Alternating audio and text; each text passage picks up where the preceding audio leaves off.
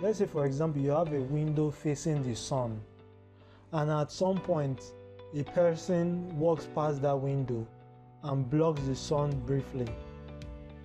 A shadow of that person passes over the window and blocks off the sun.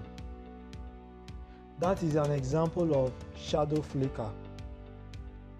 In this video, we are going to be looking at shadow flicker for wind turbines when it has to do with the disruption of the view of the sun from a window due to a wind turbine rotation. Hi there, and welcome to Catchment of Resources.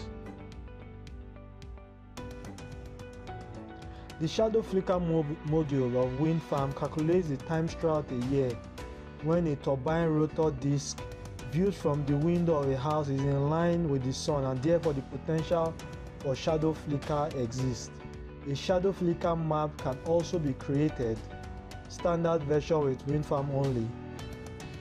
This is a grid file showing hours of shadow flicker across the map region.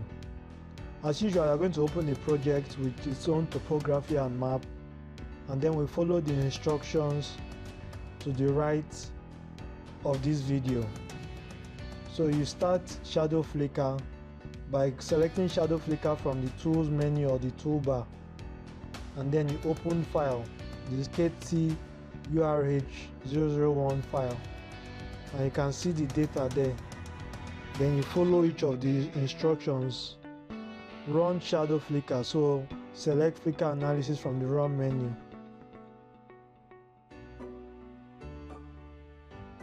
So typically once you do that, there are built-in data which we are actually using for this example, which is already available with the program itself. So you can follow these instructions one after the other to be able to see how it actually performs. So at the end of this video series, we are going to do a wind farm from scratch, following all of these rules that have been set forth in the tutorial videos. Thank you, and follow the instructions according to how you see it on the screen, as well as following what you have in the quick tour demonstration, reading it line by line. Thank you for watching this video. This is Catchment of Resources, where we create for better living.